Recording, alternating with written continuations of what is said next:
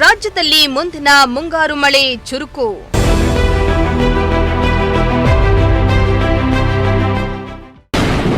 ತುಮಕೂರಿನಲ್ಲಿ ಕ್ಷೀಣಿಸಿದ ಮಳೆ ಪ್ರಮಾಣ.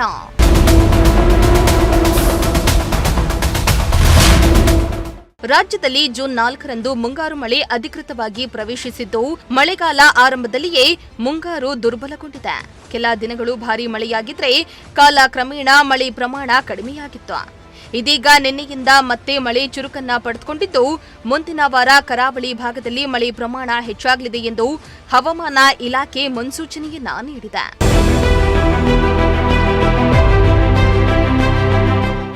ಸದ್ಯ ಕರಾವಳಿ ಹಾಗೂ ದಕ್ಷಿಣ ಒಳನಾಡು ಪ್ರದೇಶದಲ್ಲಿ ಮುಂಗಾರು ಮಳೆ ಸಾಮಾನ್ಯವಾಗಿದ್ದು, ಜೂನ್ 22ರಂದು ಮುಂಗಾರು ಮಾರುತಗಳು ಚುರುಕಾಗಿರುವುದರಿಂದ ಮುಂದಿನ ವಾರದಿಂದ ಕರಾವಳಿ ಹಾಗೂ ಮಲೆನಾಡು ಭಾಗಗಳಲ್ಲಿ ಭಾರೀ ಮಳೆಯಾಗುವ ಸಾಧ್ಯತೆಯಿದೆ ಎಂದು ಹವಾಮಾನ ಇಲಾಖೆ ಮುನ್ಸೂಚನೆಯನ್ನ ನೀಡಿದೆ.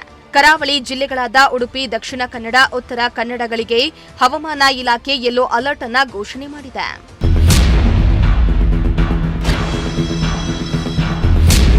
ಇತ್ತ ತುಮಕೂರಿನಲ್ಲಿ ಮಾತ್ರ ಮುಂಗಾರು ಮಳೆ ದುರ್ಬಲವಾಗಿದೆ. ಮುಂಗಾರು ಮಳೆ ಆರಂಭವಾದಾಗಿನಿಂದಲೂ ಬೆರಳೆಣಿಕೆ ದಿನಗಳು ಮಾತ್ರ ಜಿಲ್ಲೆಯಲ್ಲಿ ಮಳೆಯಾದರೆ ಉಳಿದಂತೆ ಮಳೆ ಆಗಿರಲಿಲ್ಲ. ಈ ವಾರ ಜಿಲ್ಲೆಯಲ್ಲಿ ಬಿಸಿಲಿನ ಪ್ರಮಾಣ ಹೆಚ್ಚಳವಾಗಿದ್ದು, ಉಷ್ಣಾಂಶ ಕೂಡ ಹೆಚ್ಚಾಗಿತ್ತು. ಬೇರೆ ಜಿಲ್ಲೆಯಲ್ಲಿ ಕೊಂಚ ತಾಪಮಾನ, ಚಳಿಯ ವಾತಾವರಣ ಇದ್ರೆ ಜಿಲ್ಲೆಯಲ್ಲಿ ಮಾತ್ರ ಇನ್ನೂ ಸೆಕೆ ಕಡಿಮೆಯಾಗಿಲ್ಲ. ಸದ್ಯ 3 ದಿನಗಳಿಂದ ಜಿಲ್ಲೆಯಲ್ಲಿ ಮೋಡ ಕವಿದ ವಾತಾವರಣ ಇತ್ತು.